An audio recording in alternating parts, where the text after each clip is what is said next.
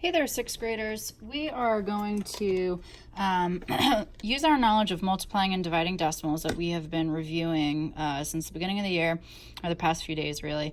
And we are going to take a look at what happens when we multiply and divide decimals by powers of 10, which are really powerful numbers. They're really important numbers. Those powers of 10 are our place values: 10, 100, 1,000, 10,000, so on and so forth. They are our place values, and we can express them using those exponents that we discovered earlier this year, that 10 is 10 to the first power, 10 squared is 10 to the second power is 100, 10 to the third power, 10 cubed is 1,000, so on and so forth. So we're going to take a look at what happens when we take these special powers of 10 and multiply them by decimal numbers, because something really interesting ends up happening.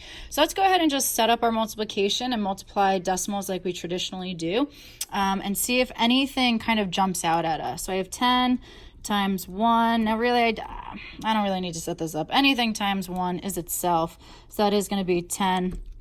But if we need to go through and do the multiplication, we can. We add it up. We get 10 here, 1 decimal place, 1 decimal place. So I also got 10.0. Terrific. So now let's go ahead and set this up. 10 times 0.1, 1/10, and we get 0, 1. I have 1 decimal place, 1 decimal place, so my answer is 1.0. Let's continue on and see if anything jumps out. Nothing's really quite jumping out at me quite yet. So we have 4.5 times 10. So you can set it up, either one goes on the top or the bottom, doesn't matter. Remember, you do not need to line your decimals up when you're multiplying decimals. So I'm just going to go ahead and I'll put 10 on the top times 4.5, 0, 5, 0 placeholder, 0, 4, add them up, 4, 5, 0.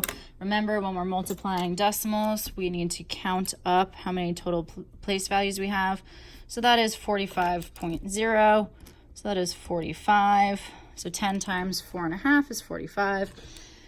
Let's go ahead, 6.75 times 10. I'm going to multiply my 0 through. I need a 0 placeholder, 5, 7, 6, add those up. I have 2 decimal places here, 1, 2, so I shall have 2 here, and my answer is 67 and 50 hundredths, 67.5, 67.5. Okay, so now something interesting did kind of jump out at me, that I had 4 and 5/10, 4, 5, and then I ended up getting 45, 4, 5. So my digits are actually staying the same, but they're not the same number. So here I started out with 6 and 75 hundredths, and here I got 67 and 5/10 or 50 hundredths. So those are different numbers, but the digits are the same. So what's different about these two numbers? Well, the difference is the location of their decimal. So let's do a few more and see if maybe we can identify specifically what's happening with those decimals. 4 and 5/10 times 100. I'm going to go ahead and put 100 on top. You don't have to. You can flip-flop those around. No biggie. You'll still get the same answer. Don't forget your 0 placeholders. Oops, 4, 5, 0, 0. This has 1 place value, so that will have 1 place value. So my answer here is 450. Again, notice I still have 4, 5, but this time my decimal shifted. Let's see how many times to go from 4 and 5/10 to 450. It shifted 2 times, and interestingly enough, I have 2 zeros. Interesting. Up here, my decimal actually shifted once to go from 4 and 5/10 to 45, and there was 1 0. And it shifted 1 time. This is starting to feel like it's not just a coincidence, but mathematically that something's happening here. Let's do it a couple more times. Let's finish these out and see if our theory is working. So in math, when we discover a pattern, the first few, it's interesting and we think, okay, this might be a valid pattern. You really need to work out a few more to solidify whatever you are anticipating. So I think, here's my guess, I'm thinking that I might shift it 2 times to the right. So I'm guessing that my answer might be 675, but let's go ahead and do the math to verify. So I have 100 times 6.75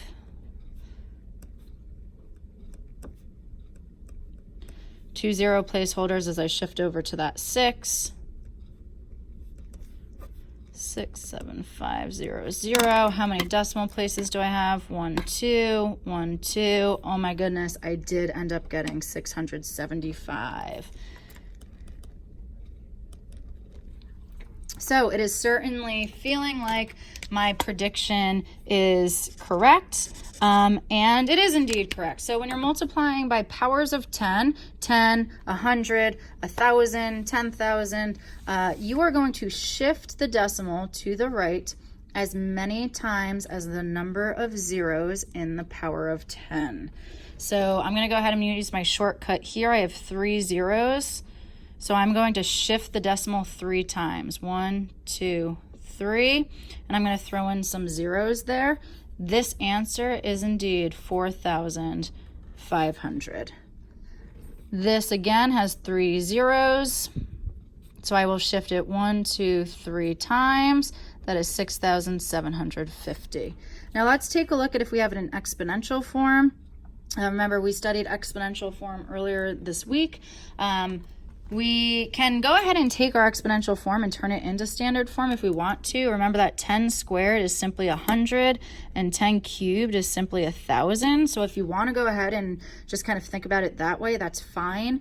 But I think there ends up being another nice shortcut where we don't even have to turn the 10 squared into 100.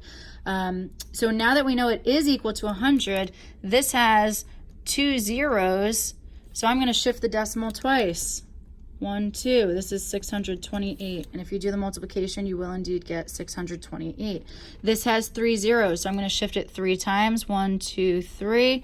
I need to throw in an extra 0. 6,280. So a nicer shortcut, instead of even turning 10 to the 3rd power into 1,000, I'm simply going to shift the decimal the same number of times as the exponent. So let's go ahead and summarize what we just discovered. So what happens to the decimal when you multiply by a power of 10? Your decimal shifts to the right. That's really important. It shifts to the right the same number of times as the number of zeros in your power of 10. Excuse me. Excuse me. The same is true if it's in exponential form, or it shifts the same number of times as the exponent. So if it's in exponential form, it will shift the same number of times as the exponent. So I'll do a couple of practice problems on the back, just a couple, and then we'll move on to dividing. So here I've got 2 zeros, so I shall shift the decimal twice, and I get 439 2/10. Let's jump down to a more interesting problem with exponents. This is times 10 to the 4th, so I'm going to shift it. That has 4 zeros, which means I'm going to shift it 4 times. 1, 2, 3, 4 to the right because I'm getting bigger because I'm multiplying by a whole number. 8, 5, 3, 9, 2, 7, and then just be careful where your commas go. Let's do something else. Let's take a look down here, number 10 together. I'm going to shift it twice. 1, 2. Okay, so I've got 0.0045. Go ahead and finish the rest on your own. You can check my website for the answer key, but hopefully that clarifies how this nice little trick works.